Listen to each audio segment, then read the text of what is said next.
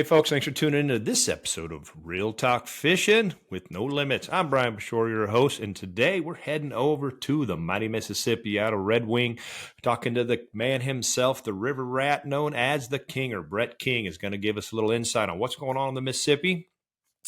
Yar-Craft, Brett's the regional sales rep for Yar-Craft Boats. We're going to talk a little bit about boats. We're going to cover a little NWT and some AIM circuit stuff, what's going on over there. So it's a good one, folks. So you're going to want to listen in, stay tuned, follow along, and let's see what Brett's got to say.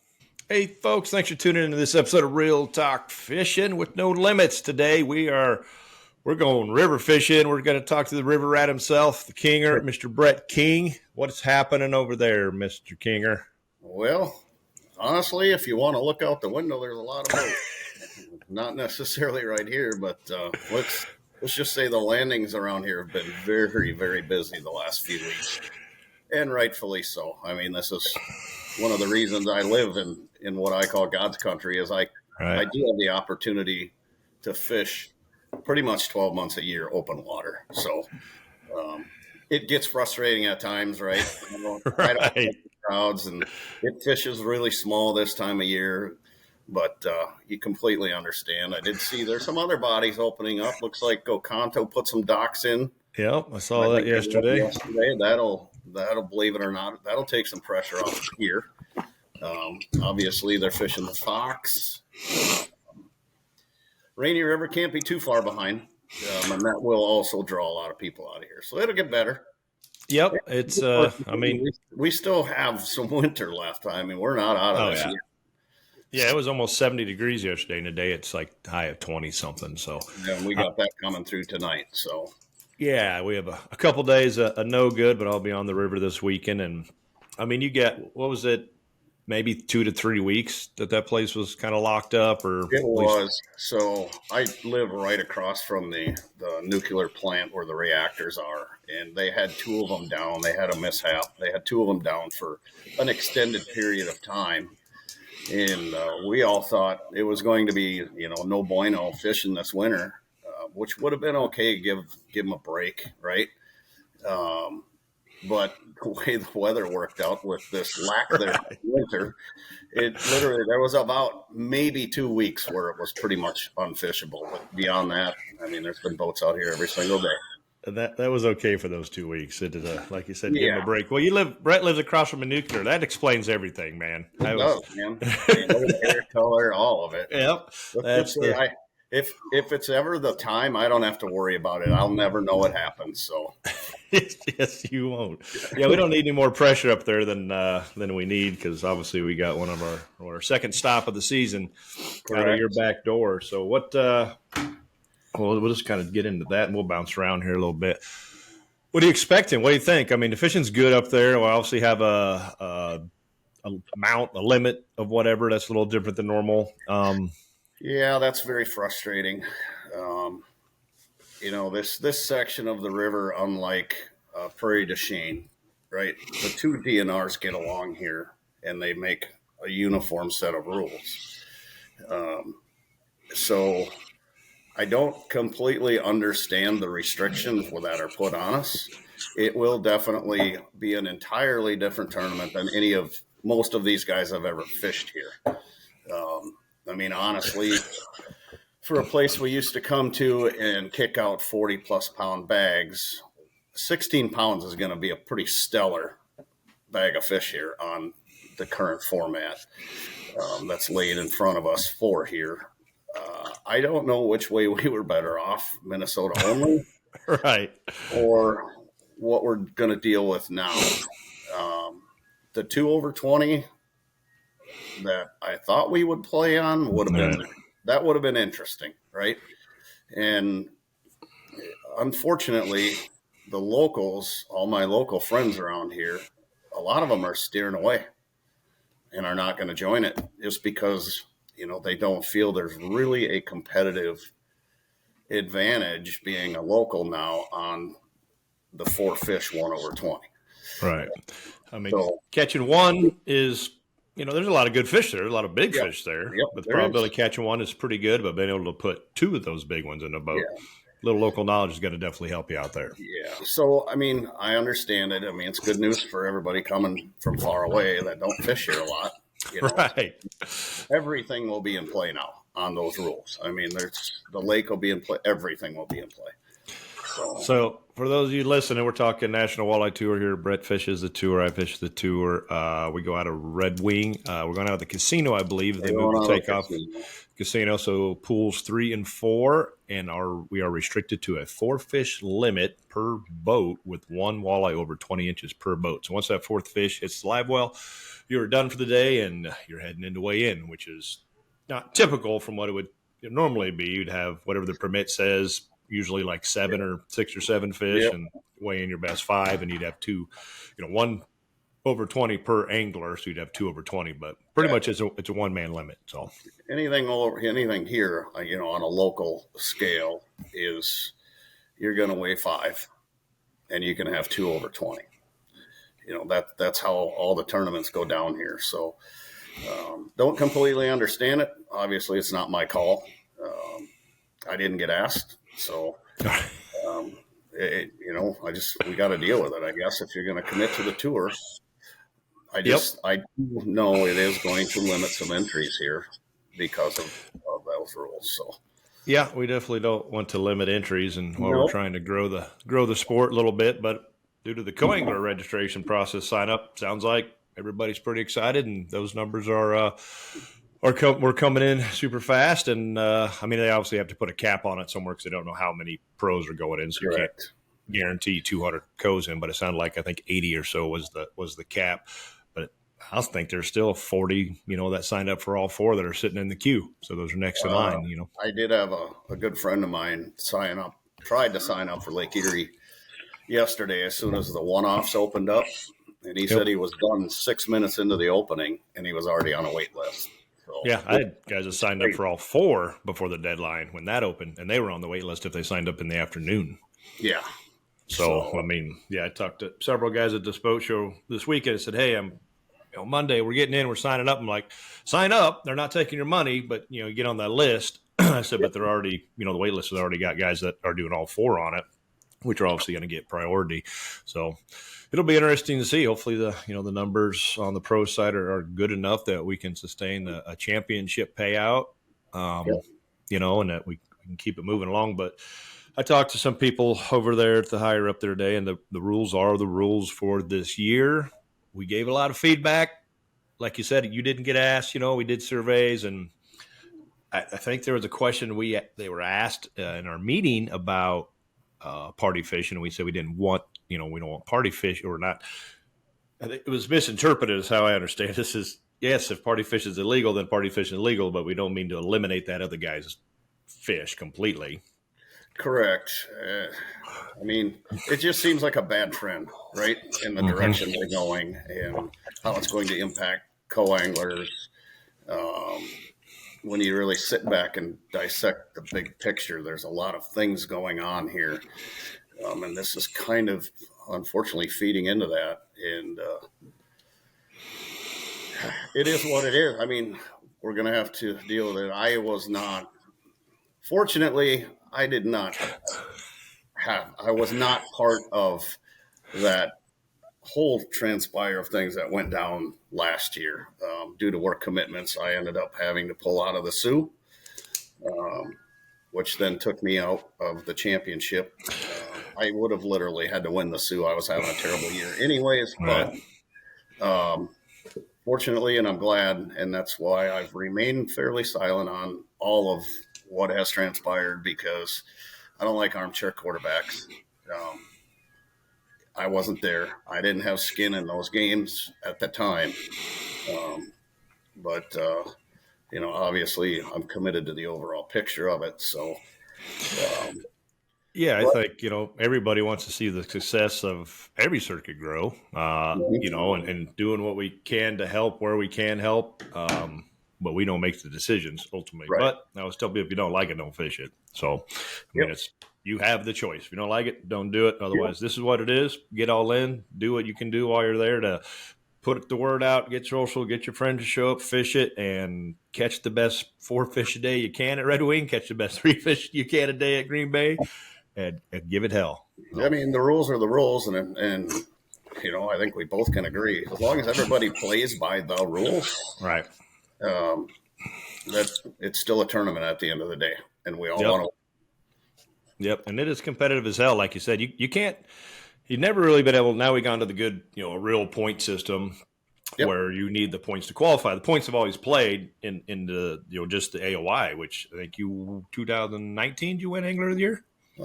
18.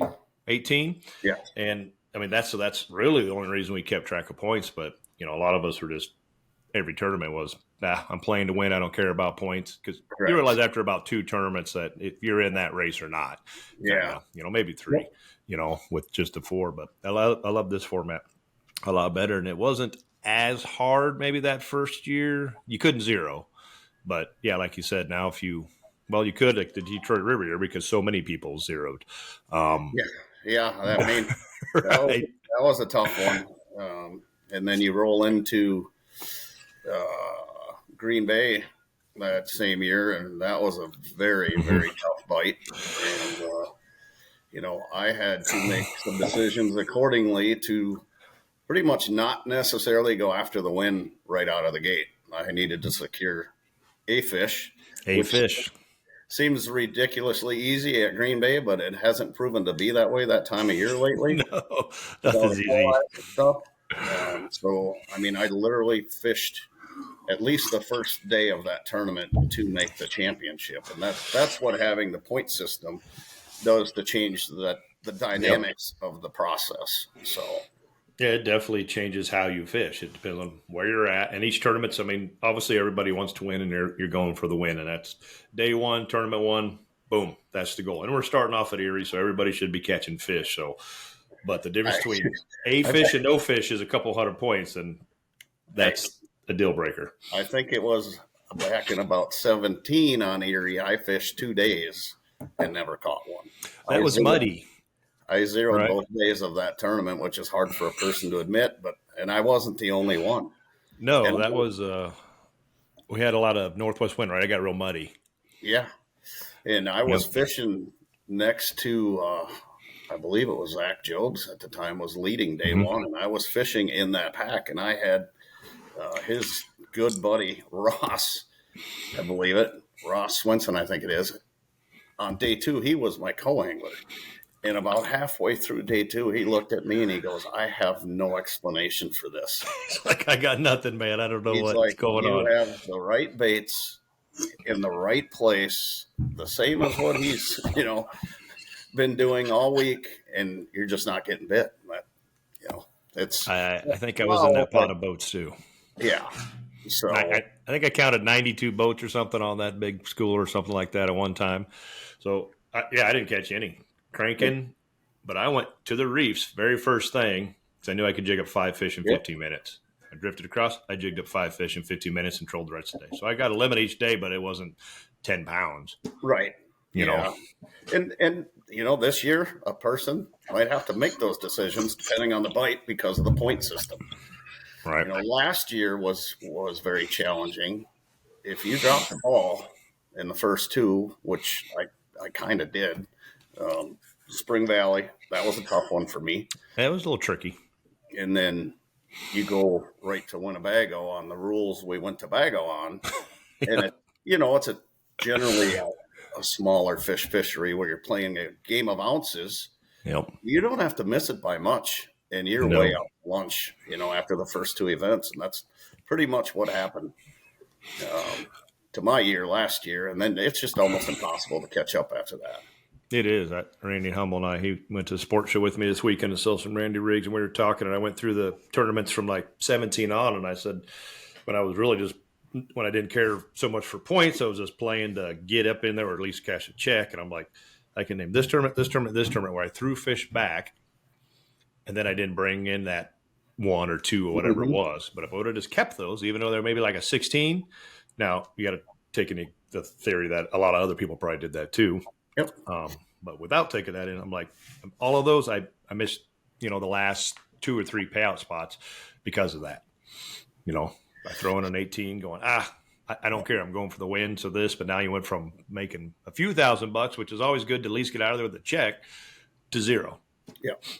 And, there's going to be a ton of those tough decisions. Yeah.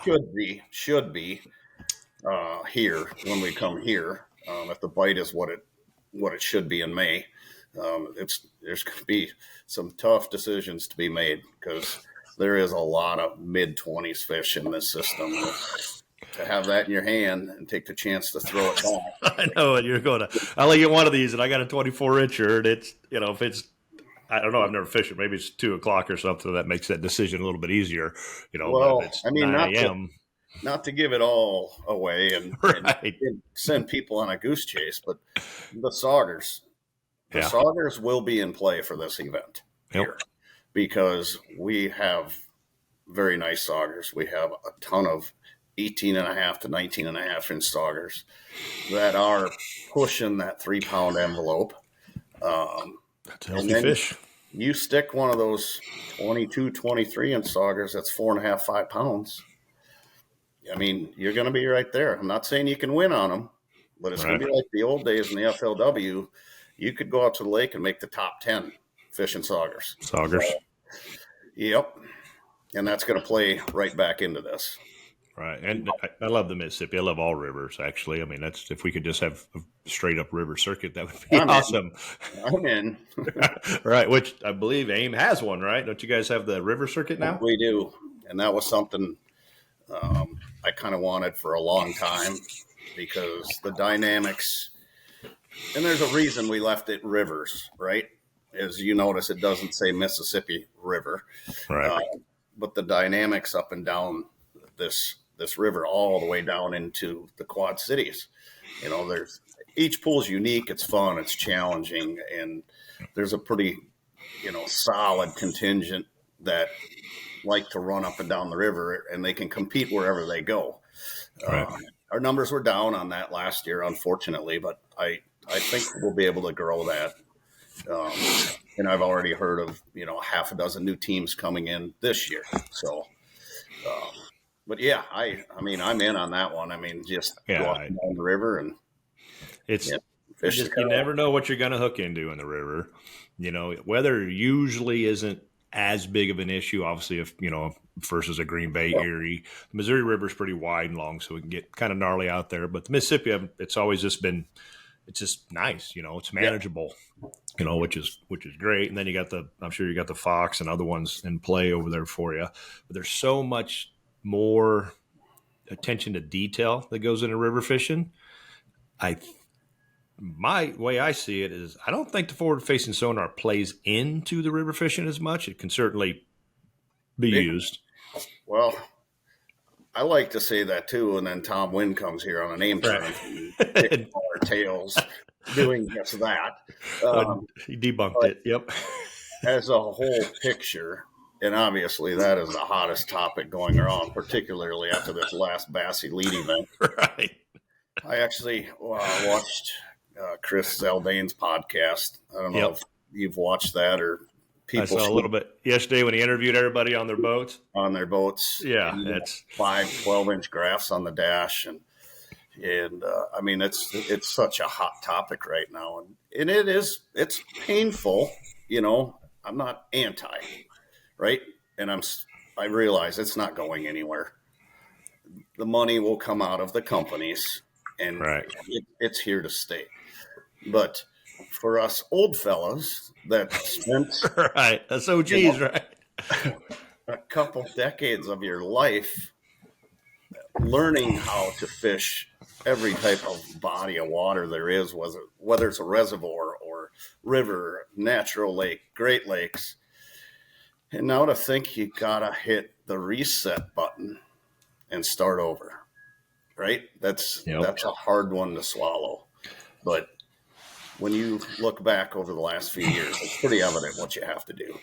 Yeah, I told that to Randy and Ted, Ted's traveling with again this year, and I said, you don't have it. I was like, thanks for donating your money. You're not competing. You're still going to have a few, right? There'll Yep. be times. I mean, this one here can easily be one without it. In The fact, whole schedule this year kind of sets up for I anybody. probably, and I was telling Jason Shakir this not that long ago,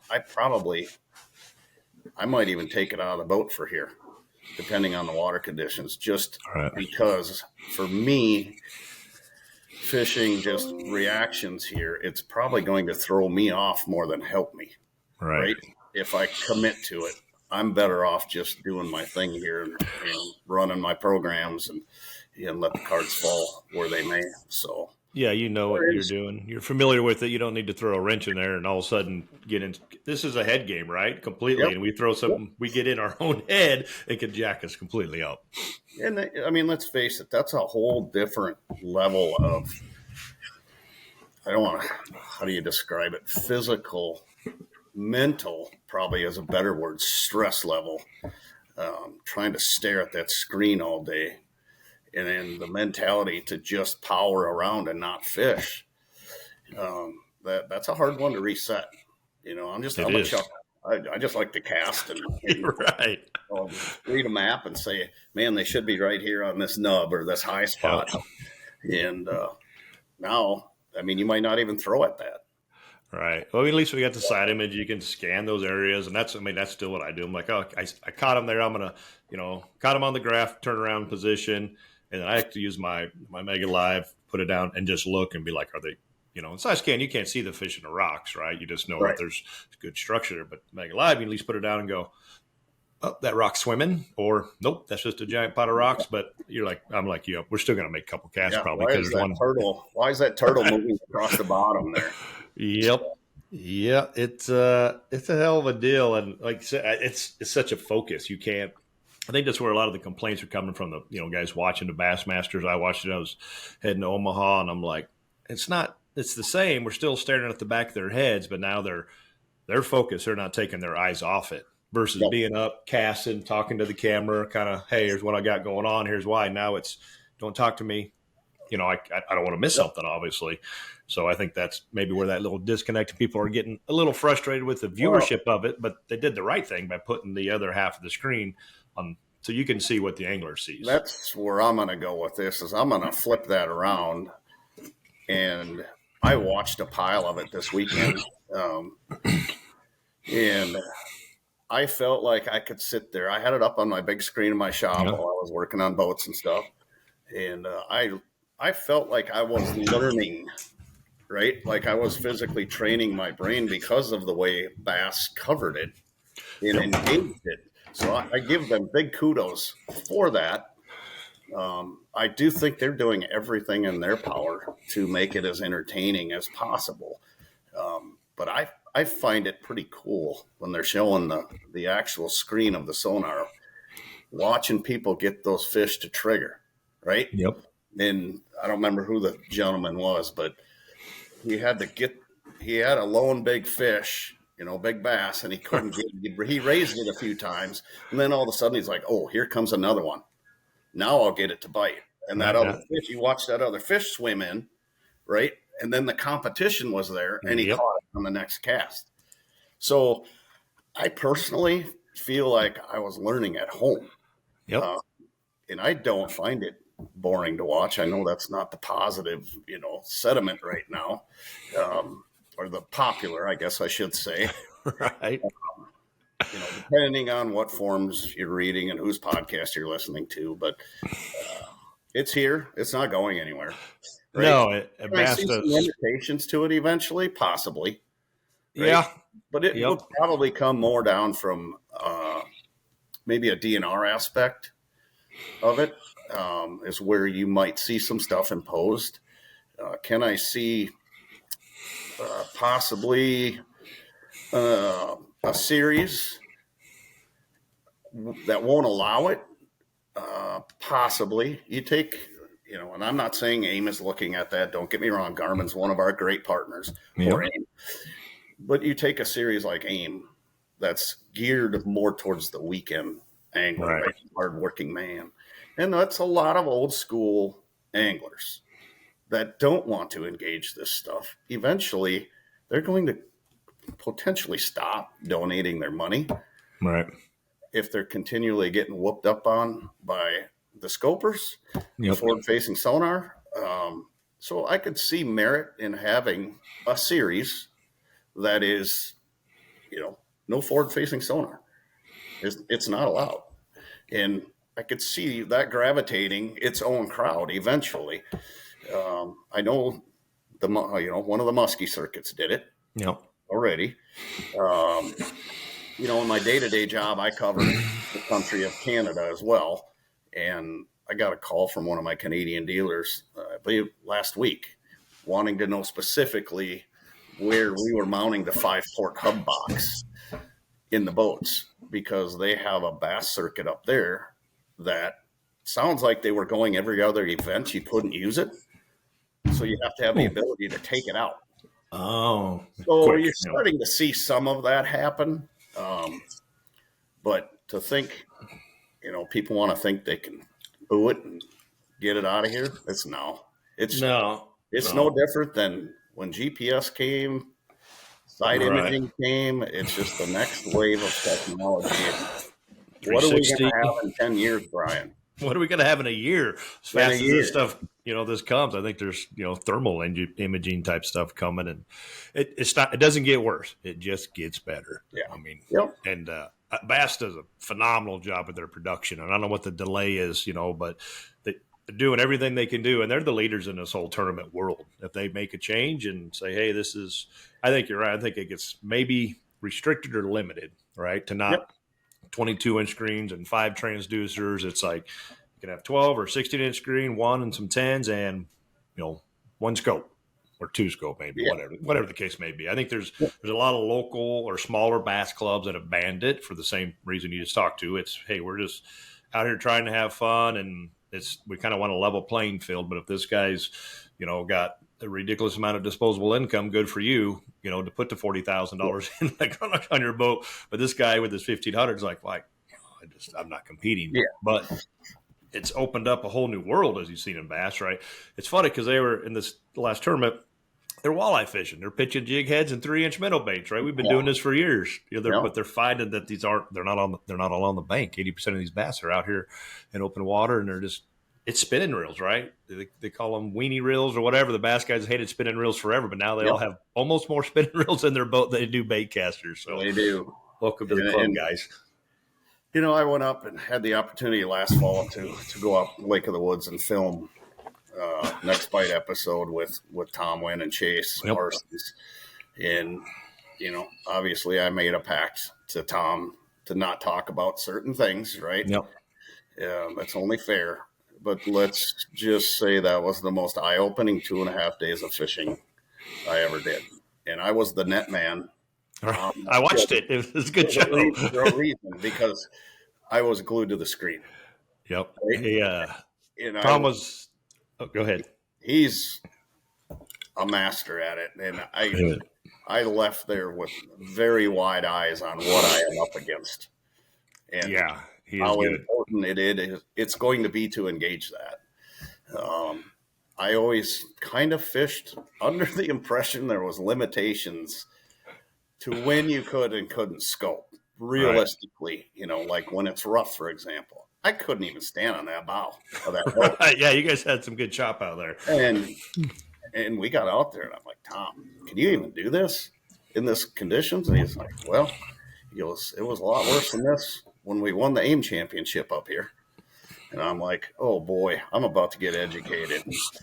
And it was impressive. And, he's been running around doing seminars. I've seen him at, I'm at sports shows pretty much every week myself, working on the boat business side of it. And he's been all over the place, and his seminar rooms are packed. And that's one good thing about Tom Wynn, I'll say, is he's very giving, right? Like he's an open book. He's an open book. He's not going to intentionally lie to you. He might just say, no, I can't talk about that, right? We all got to keep a couple of those things close, right? Yeah. I mean, we want that helps the industry. How'd you win it? What'd you do? And to give you a bunch. Tom was on the first podcast, and he dropped a couple nuggets. He's a great ambassador to the sport. That was the first time I really got to hang out with him. Chase and I go way back. Oh yeah. And, I always love hanging out with him too. that was the first time I got to hang out with Tom, and I truly left those 2.5 days up there feeling like I had a new friend. Right? I mean, he was fun. He's good on camera. He's got that innocent, He does. kid in him that you can't not like. That's something that you and I don't have, right? Yeah, he's kind of like Okada. I always say that about Joe Okada. How do you not like Joe Okada, right? Yeah, he's always smiling and everything. So, yeah, that was pretty cool. Very eye opening, and I left there with a whole new mindset on the forward facing sonar. Don't expect massive things from me right out of the gate here, but that's one disadvantage I have living here is I don't have a great practice field for it because this water's moving. It's tougher in the river is what I was getting at for the reason those fish are moving. And Tom realized that when he first few rivers he fished, he's like, wow, he's like, I don't have rivers figured out. He'll admit it open. I mean, he's getting it kind of dialed in, but he's like, I'm like, they don't just sit there on a Minnesota lake where they're not moving all day or, minimal to the river where they have to move. Yep. So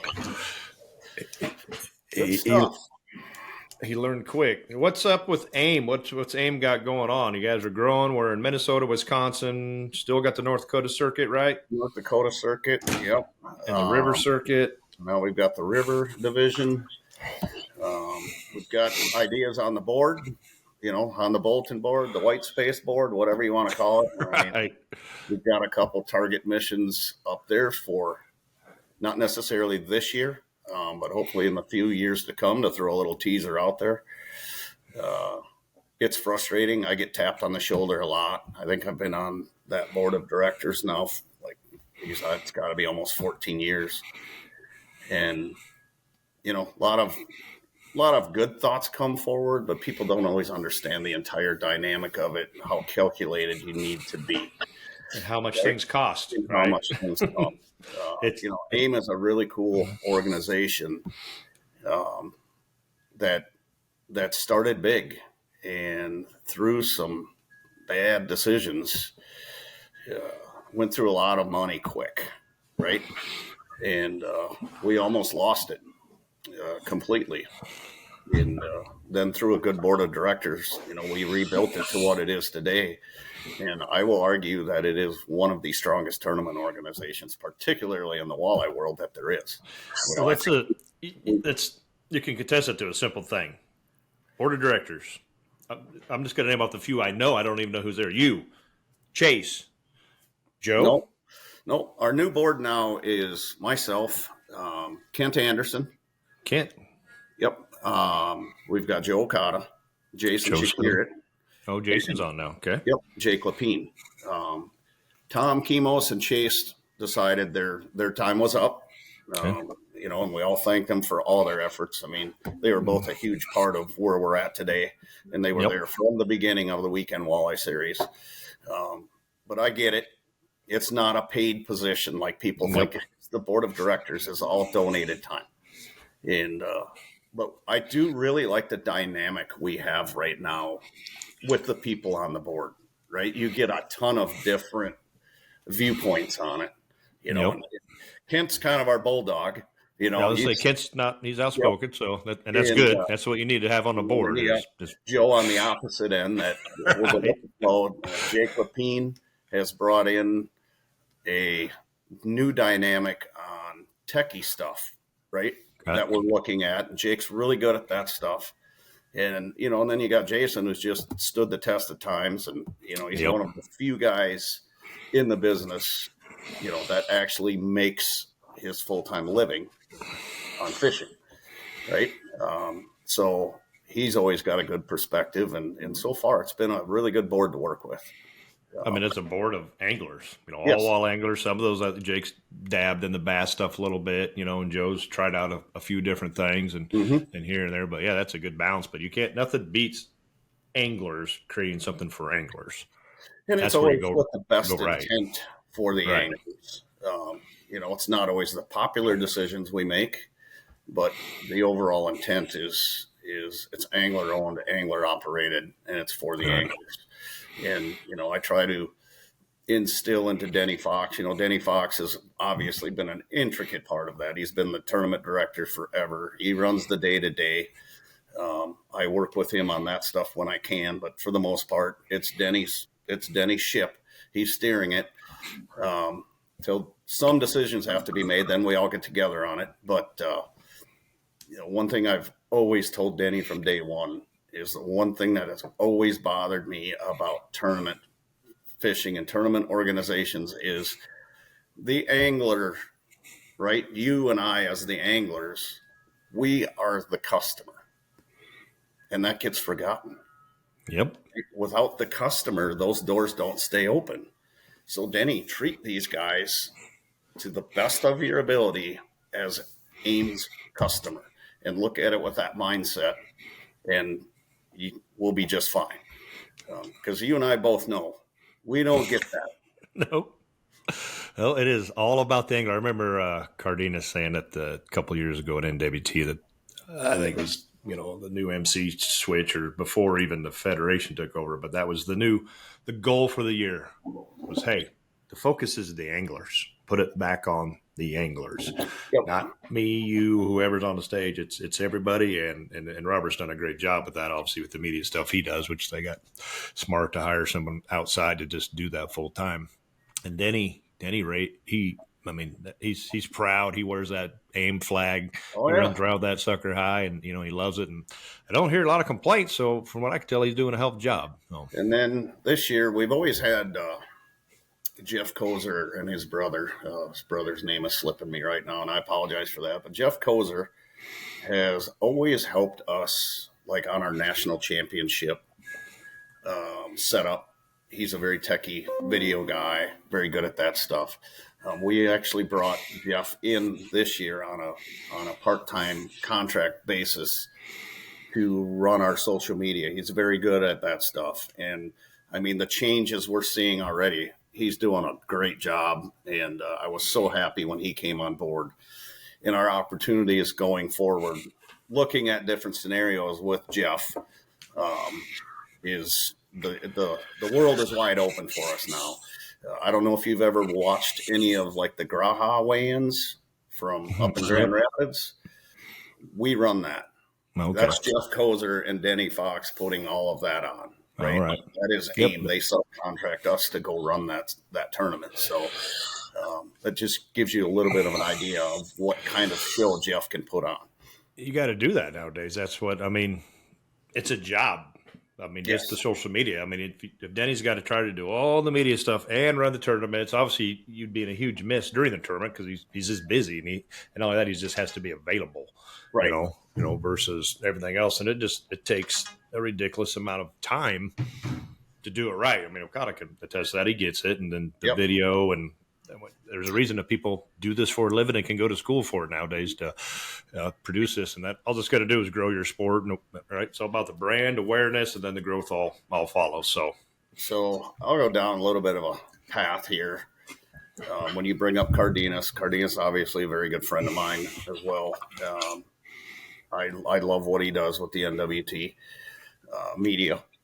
I don't care for some of the restrictions, but that's a subject we're not going to get into. But I will say this, I left for a year and went and tried head-to-head, right? And because of head-to-head, I'm going to say the NWT is a better product. That's when they really kicked it up a notch. Yep, on their coverage. And out of everything negative, something good always comes out of it, Yep. right? Obviously, head-to-head didn't work out for a number of different reasons. So now we're back with at the NWT again. So, but I will say I think that forced the hand of NWT and others, Yep. other tournament organizations. Like, oof, this is pretty cool stuff. Right. Yep. We need to up our game. And that's really when you saw that happen. And Cardenas came on freelance and he's doing a great job with it. Yep. No, competition, breeds competition, right? And there wasn't any. So that you become complacent and they're like, good enough. We're getting by, whatever. Then when you lose 10, 12 anglers, I think, of you guys that kind of went one way or the other. And Yep. it's obviously it's a huge, what people don't realize is everybody thinks we got free boats and hundreds of $1,000s worth of sponsorship money and stuff. And the reality is that Yes, is they not do. true. That is not true at all. This, this shit's expensive, man. I think head to head 16 just to get in that year, right? Then you got Yep. travel, food, away from home. NWT is, saying we got 7,000 in entries for our four. Is that right? 11,000, yeah.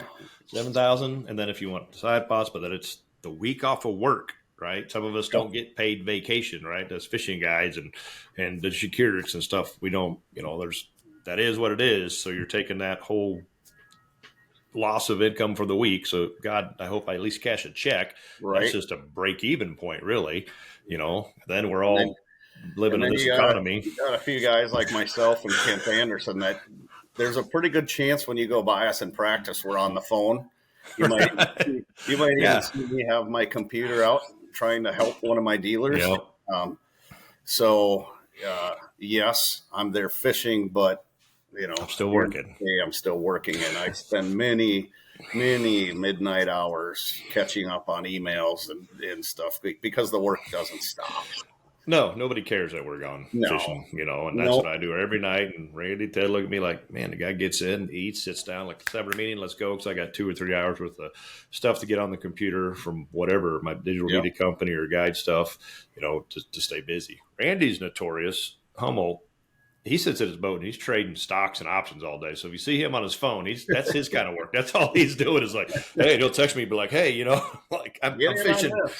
I'm fishing, but he does well. So he's a very smart guy. But it never ends. And I don't think, people obviously don't realize that or see it and don't realize that 99% of your National Walleye Tour pros have that's not their full-time job. Correct.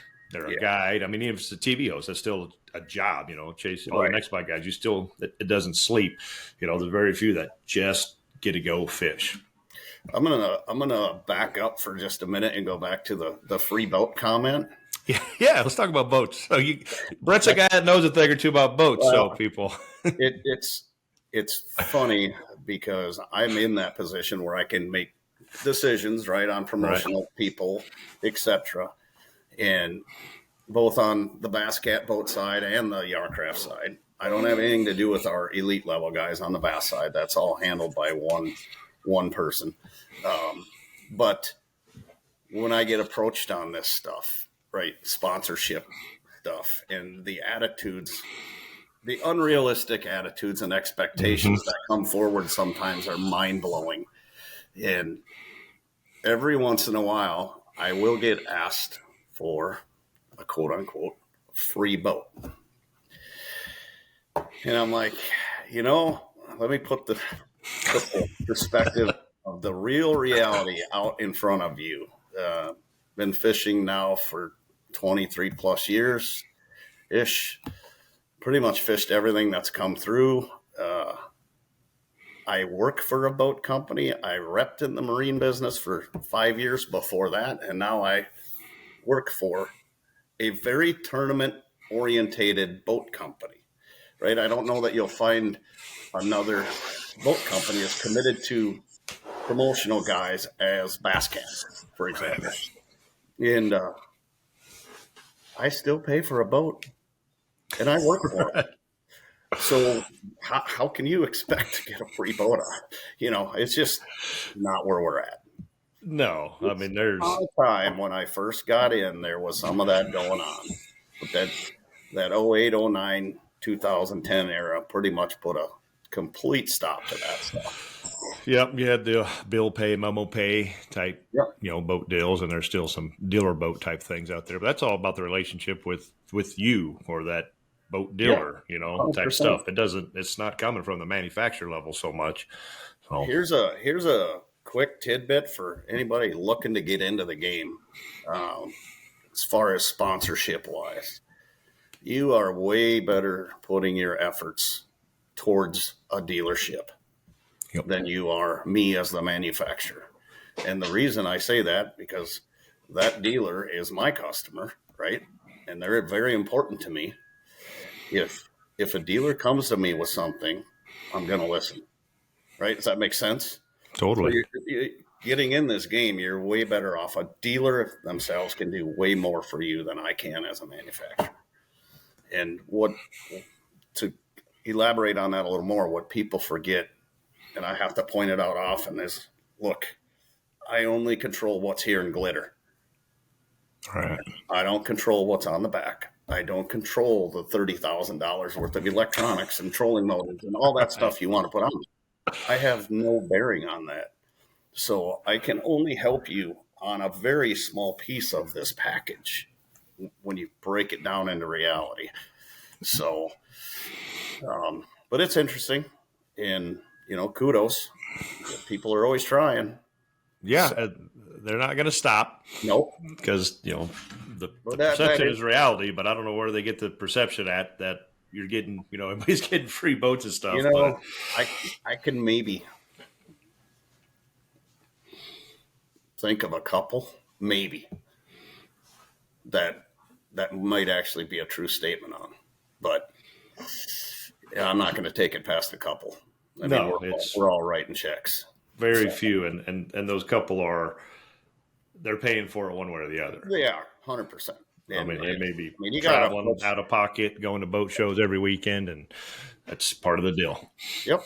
So, and I'm arguably not a massive social media guy, right? That's not necessarily my forte. I do what I can and I'm comfortable with because I don't want to come off as fake. But, like myself, I'm at pretty much boat and sport shows from January 1st to April. And I talk to hundreds of consumers, every weekend at these shows. And, that's where I can influence, things and guide people the right direction, on products. And obviously I have to stay a little, neutral, right, and walk a rope, but I've learned to navigate it, and it works out very well for me. And that's given me some advantages, I guess you could say, within the industry, because I do talk one-on-one with so many people that are actually buying the product. Kent Anderson, same story. I mean, we're just in that unique position. He's the same way. He's at boat shows every single week. And that's what we do all winter. Yeah, Ken had one of his guys at Omaha this weekend. I can't remember, drawing blank. He fishes NWT with us. I can't remember. Short stocky guy. But they were moving a few, but the market, COVID flipped this whole boat industry to upside down on, obviously supply demand. But looking at some of these, I mean, we're talking $150,000, $180,000 boats. Where are we going with all this stuff? Like I said, you control the glitter, so I get it. Trailers cost more, motors cost more. A lot of that's I want this $30,000, $40,000 worth of, toys. Gadgets on this thing now. Toys. When you break it down, to boat, motor, trailer, it's not as ridiculous as when you look at the end number, right? All right. And you ask, where does it stop? I don't know that it does, Brian. Every time you think you hit a threshold, the envelope gets pushed and it just keeps going. And I deal with it every single day, obviously. I cover my territory is from, as of recent now, I cover Washington to Cleveland, Ohio, down to Nebraska, and the entire country. Territory. I can't call it a state, the entire country of Canada. So I'm talking to 17, 18 dealers almost daily, and it's more and more challenging. All of the toys and gadgets, and you can go back 5 years, and not to name names, but there was legit a trolling motor company and two electronics companies, right? Yep. Now, fast forward to now, and you put this in perspective for dealers and the frustration levels. Now you've got 5 players, right? Four legit players in the trolling motor category. Yep. PowerPole, Minn Kota, Garmin, Lawrence Coast. Yeah. Huge strides in everything in our market. And, I've had a couple of the Garmin guys tell me pretty much point blank, that's big part of that is Danny Thompson Yep. and what he did with the scope ice package. And that was their breakthrough moment. Yeah, it was. What I've been told up here. So, kudos to him for that. But this all leads to, very interesting situations for dealers. I was just on the phone before we got on here with my dealer out in North Dakota, North Country Marine, trying to figure out, through pictures and whatever, a dual graph setup on a Yar-Craft. And I could sense the frustration in his voice that they're being pushed, to look at these situations and then manufacturers will make a change. Like there's big shift in trolling this year that is causing a lot of us a lot of issues in rigging boats. Dealerships struggle to find a qualified rigging person. Yep. Right? And dedicate them to that. And the consumer demand now with all of these new toys, it's very hard and challenging for them to keep up. Heck, it's hard for you and I to keep up with all of it. Right? Yeah, I don't even rig it. I just take it to the dealer. Sioux Sports has a good guy. They've had him there for a long time. And if I need something, I'm like, I'm going to screw it up. So just, you're the expert. Figure it out. Seeing more and more independents come along. Bill Shimoda's one. Because the demand for that rigging guy is there, and dealers are off-sourcing their sold boats to these independents just because they get it, and it's getting so techy. You need that guy. So, because if you don't do it right, everybody's going to know about it. But if it's done good, it's silent, right? Hey, they did a good job, but if they did a bad job, you're just going to go tell the world. And so, boat show or boat sales, back to the root of the topic. Where will it stop? I don't know. We built a 22-foot Jaguar Bass Cat and we put a 500-horse engine on it. And we sell them, right? Good Lord. So where does it stop? I don't know. I don't have that crystal ball answer for you. COVID obviously severely accelerated everything in our business right now. It is posing a lot of challenges because people impulse bought so much during COVID. Like nobody could keep up. I don't care if we ever see that again, to be honest with you, but nobody could keep up. So people were paying top dollar, right? There was no negotiating. You want it? Here it is. If you don't want it, there'll be another guy coming in 10 minutes later. Exactly. That was just the situation we were in. So now you fast forward to today and you have interest rates. Yeah. And these boats are a price tag that need to be stretched out over many years for a lot of people to be able to swing it. I'm seeing the tags Saturday is bi-weekly now instead of the monthly payment. So it's not such a shock. It's $7.91 bi-weekly, and I'm like, okay. And, when I'm talking to people trying to respect what they're purchasing, I tell them, look, this is an investment. This isn't a purchase anymore. I mean, you're probably paying potentially as much as you paid for a house at some point in your life. Yep. And, you got to make smart decisions when doing it. But probably today's biggest challenge for dealers and manufacturers is a lot of people looking at new product today have that 21-year model boat that they paid premium dollar for, and now they're trying to get it back either on the open market or on trade, right? Trade is easier because it's even tougher to get good financing on a used boat for a private buyer. Yep, true. Yep. So those are the things, myself and my dealers are navigating on a daily basis, on the current situation. And that was all driven by the COVID, pandemic rush, gold rush, I guess I would call it. Yep. Supply and demand. So demand, and there was not much supply, and now supply has caught up and demand has slowed, somewhat on some models, but interest rates are obviously a big part of that. And like you said, the financing one of these boats are almost double what you paid in maybe 18, 19 for a boat. Yep. But a lot of that is due to the stuff you're putting on it. And I mean, it's to each their own. There's all these products. I can't imagine being the dealers of how much stuff, they can't, it's hard to get parts. So like Sue Sports does a great job of having a lot of parts as far as, motors go on hand. But like saying, there's so many changes. I just heard of, we got lithium batteries. One of the lithium battery company guys, the guy bought this, stuck it in, and he crushed the top of it because it's too big for his model of boat. The lid doesn't close, it's an 1/8 inch type thing, and it's like, well, it was good last year, but the manufacturer made a change and this company wasn't ahead of the game far enough.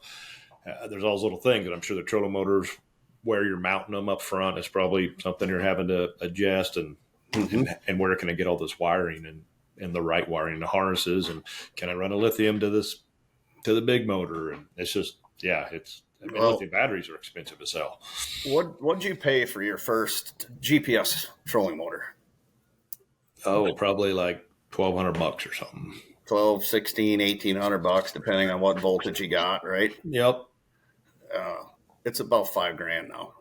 Yeah. By the time you're done. If you want to get into the brushless technology and the things that go with it, across the board, for the most part, you could easily push towards $5,000. And I mean, when you look at just that one example, that's where your boat pricing comes from. In as hard as it is for consumers and dealers to keep up, it's just as hard for us as manufacturers, because you can't offer it all, right? It's impossible. I mean, you got power poles and Raptors and 4 different colors of each. And when you get to this level of customer paying this kind of money for, their boats, they kind of demand that, right? Like, they're going to pay that kind of money for it, and they want, say, a white power pole. You better give in a little bit on a white power pole. And you better find a white power pole. Right. So, even though that's not really your bread and butter, it's part of the game that we have to navigate through. And it definitely gets more and more challenging every single day. Yeah. I mean, that kind of money, you want what you want. If I'm paying this, this is what I wanted. I want it. My boat needs to match my truck needs to match the boat, whatever it may be. And I want the trailer to match this and my motor to match that. And my power poles, I want it to look good. So, Well, and look what happened when you took in the trucks with the gray matte finish, and all that. Well, the boats follow suit. Yep. Right. And all of a sudden people are building just a flat gray boat. And so it all plays into that customer. And, we as Basscat and Yar-Craft are a very customizable company for the most part, particularly on the Basscat side. That's just what we're known for. And so it doesn't come easy. That's for sure. That's what keeps everybody busy, and that's why we got jobs, right? Right. I mean, it's just the way it is. I just talked on another episode, and it's just these are the times we have to, it's like forward facing. If you don't accept it and progress and move forward, you're just going to get left behind. Yeah. Period. Yes, you are. No matter what industry or what product or whatever it is in this digital space. I mean, these podcasts, you've been going on for years, and I've been contemplating doing it for years. I'm like, nah, I don't need another thing. But then it's like, the walleye guys we're being left behind because no one's talking to the walleye pros so much, So it's fired up. It's a good time. It's fun, and it gives you guys and as well as myself a platform. We appreciate it. I mean, it's I typically do any of these that are offered up to me. Which everybody should when you get a chance. So, I mean, that's how they grow, and that gives you and all our, the companies we work with, and whether they're sponsors or not, the opportunity to get out there as a sports show this weekend and realize there's a lot more people listening than I knew, because they, they came up and I like that one, or I love this one. And, Johnny Candle's there doing his thing, stopped by, said, hey, I really love listening to that one about the industry stuff from, Joel Nelson, because some of us, those are more appealing to than others. A lot of people want to hear about fishing stuff. So, real quick, we got upcoming season. What do you see? What do you like about it? Obviously, we got your home water, which is probably the one you're looking to the most. But Green Bay, I know you spent a lot of time there. We got Erie, Sakakawea. I think you've had good luck at Sakakawea. It's really a good schedule. And Huron, you definitely have had great luck up there. So. Huron's been good. Green Bay's been good. This out of that schedules, this has been good to me. I haven't been able to knock one in the head here on a major scale, but maybe this year. it's a good schedule. It really is, and it's an appealing schedule. It's very diverse, Yeah. right? Yep. A lot of travel, depending on where you live. Yep. But that's part of the game too. I'm looking forward to it. Erie should be a good time if the weather lines up. Right. It's Erie. I do enjoy going there in April because you pretty much only catch walleyes. All right. You don't catch a lot of the sheephead, Right. catfish, and things like that. Typically, if you're trolling and a board goes back, it's a walleye. So Yep. that's always fun. And then obviously here with the cards we're being dealt, going to change the overall dynamics of it. There's going to be certain things like willow cats, creek chubs, not going to be quite as important probably because of what you're going to have to target for fish. Right. But you better have some. But you better have some, and you better follow the rules, right? Right. And that's a big part of it. And, there's things you can and can't do with them here. So read up on that. I'm not going to sit here and divulge it all, but Right. we ain't got enough time. But Right. read the rules, read the state laws on them. Both states. You're in 2 states. There's 2 states. Keep in mind where you're staying, because that comes into play. What state you're staying in, etc. Sakakawea, that'll be fun. That's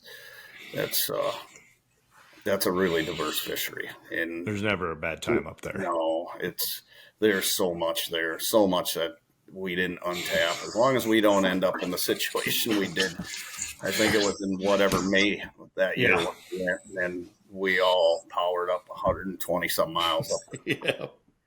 I don't think that's going to be the issue. No, that won't be an issue. No, I don't. Just 50, 60 miles. It's a good chance it could be one within 10 miles of it. It could be one within closer than that even. So, last time we were there at that tournament, the guy got second, and he wasn't not more than a mile away. Right. So, because he couldn't go any further because he didn't have a boat with big enough fuel tank. So, Huron, I'm looking forward to that. Obviously, right. Some great memories there. Talking to guys over the course of the winter at different sports shows, not getting a great vibe on the bite that time of year. Yeah. Basically being told we're going to have our work cut out for us to put that one together. So early September, the championship. September. Yeah. Yeah. It's who knows. I don't mean we got to make it there first and foremost. Right. Exactly right. I mean, it's not a gimme anymore. So no, not at all. If you fish all 4 and you bring in limits, you should be safe. You're good. Yeah. Yeah. But if you don't, obviously if you zero, you're out. And if you can come short on some of these, as long as you got a big enough bag, just because of the way the 3 or 4 fish type thing lays out. And the size of the fish we'll Yeah. be dealing with at these places, it's not that Winnebago scenario where they all got big fish. Yeah. So you can make up some ground on this one, no doubt. Yep. This schedule. So all good. I'm super excited, jacked. I'll be running the new Yamaha 350. Cannot wait to get that. It's going to delay me a little bit in getting my boat put together, but I'll get through it. I always have. I've borrowed boats before and things. So You're not going to stick that on that hobby boat you got going on? well, no. You'd probably see me in that hobby boat though out on Erie. So, but no, I'm super stoked for that.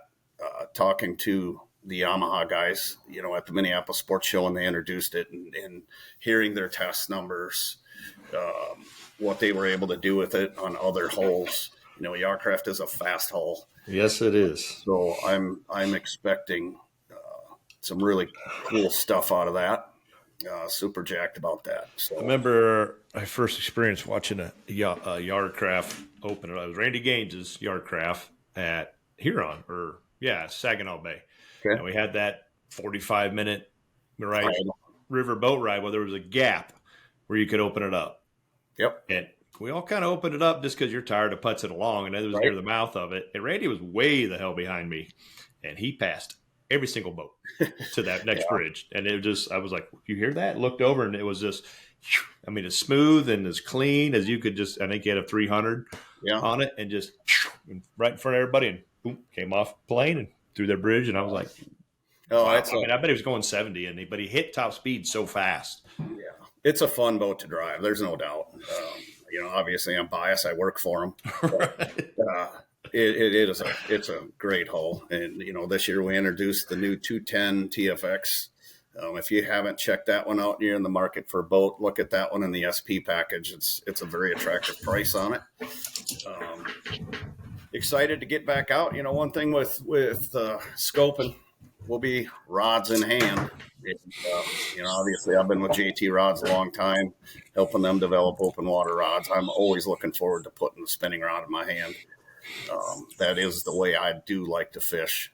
Oh, me too. I've had success trolling.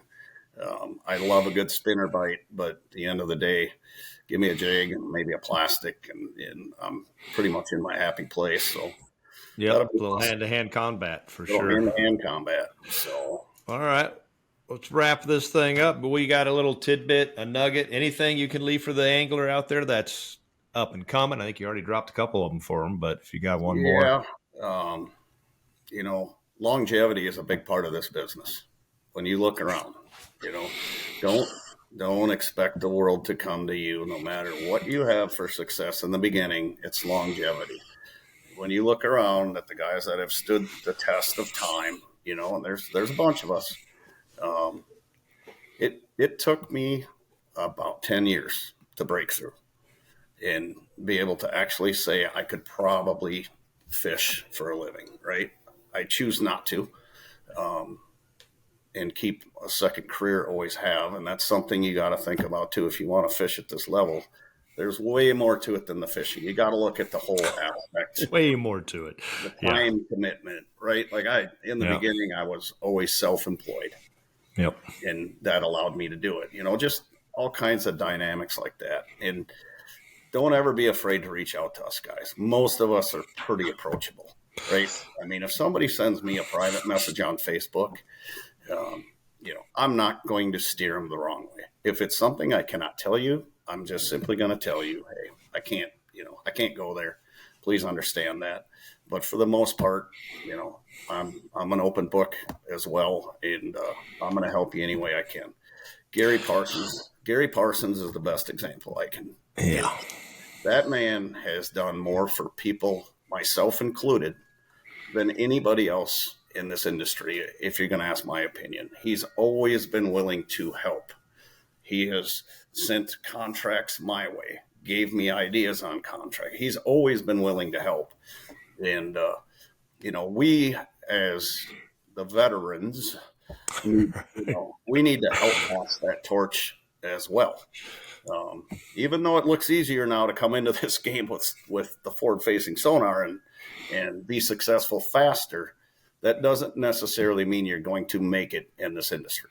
Right. Yeah. Technology has sped up the learning curve for everybody and every aspect of it, just the education factor of, they're not waiting for the In Fisherman magazine to show up or Saturday morning TNN, Bill Dance show, whatever it was, Hank Parker, Virgil Ward. We got YouTube. We got we got tournaments happening, maybe more than there ever has been, in coverage, so they can learn. The last thing I guess I'd leave them with, if you're looking to get in this game, you got to be yourself. I mean, be who you are. You can't recreate yourself and come off fake, right? Like it's going to bite you eventually, and we have seen it happen. You just be who you are. I mean, we're not all great at social media. We're not all great on camera. We're not all writers, right? Focus on your strengths and let that push you through. Yeah, and knowing what those are. So listen to people around you when they say this isn't. There's only one Iaconelli, right? But not everybody can turn it on and off because as well I do. And there's Mike, and then there's Ike, and these are two different. And Scarlett's kind of had a little bit of that type of stuff going for him, and you couldn't be more right. Just be who you are, and longevity, because this doesn't happen overnight. It is a long game with a lot of sacrifices and still not a lot of financial glory, so to speak, on certain ends of it, but doesn't mean there can't be. I mean, the potential and the horizon is never ending. It's there for anybody who wants to do it. And I dabble a lot on the bass side now too, because of work, and people have this misconception that it's so much easier over there, right? Like it's an easier path to. It really isn't. When you break it down to percentages, it's the same game. So there's more opportunities, but more players. More players, and it's if you got the passion, it'll drive you where you need to go. But yes, there's an article that came out this morning. I think it's MPA showed it. Outdoor Life did it. Kyle Patrick wrote about the financial side of it all that everybody overlooks, and it's like create a budget, figure this out.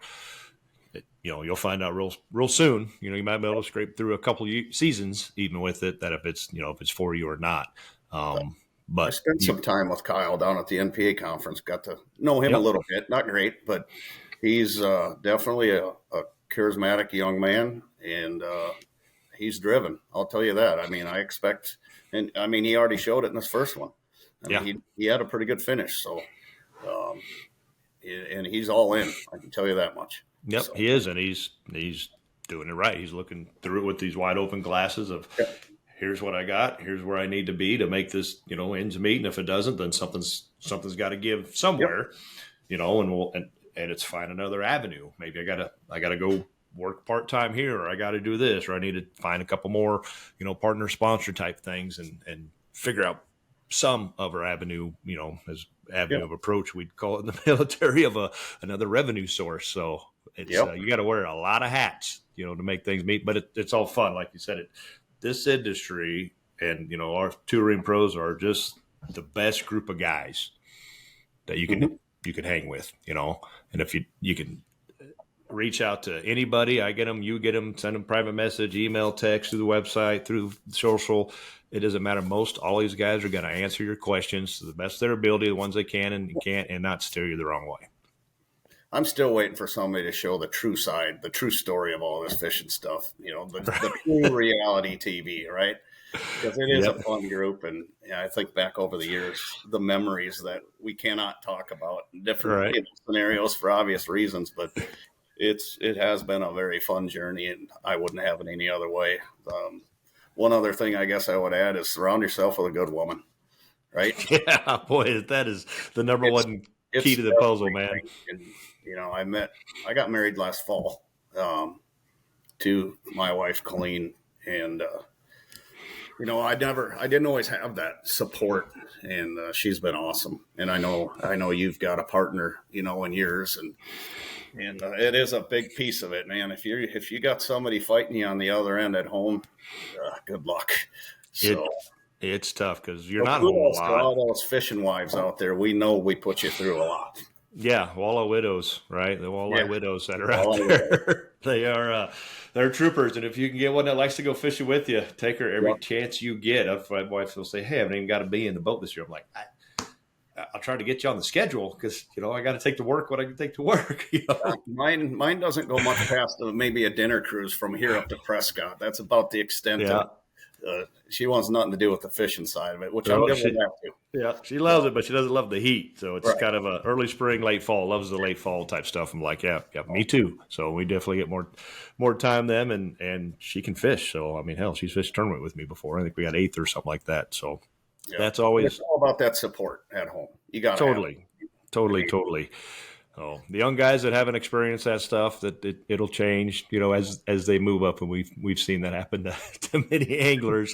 And you can tell the ones that don't have the support. When Springo first come on the scene and he's just tearing the walls down of this empire, and I'm like, man, I said it quite a few times. Like, man, we got to get that dude a girlfriant. So totally, we got to get him married, and slow him down a little bit. So yep. We still do. So. Right. Still do. Oh, well, it'll come. He's a good dude. So, Anywho, all right. Thanks, Brett, for your time today. Thank all you for following along. You bet. We'll put some links down below here to check out the Yar-Crafts and the AIM circuit as well. So if y'all haven't dipped your toes in that, give it a shout and a try. And if you got questions about it, reach out to Brett. He'll be happy to answer them. Thanks for tuning in, everybody. You can follow, if you're watching it right here on YouTube or over the Walleye Guys Facebook page. And you can download these and listen to them as you're driving to the Classic or driving to your next tournament over on Spotify, Amazon, Apple, Google, wherever those podcast platforms are. Everywhere. They're all out there. So once again, thanks for listening and tuning in, guys, and we'll see you on the water. Thanks, guys.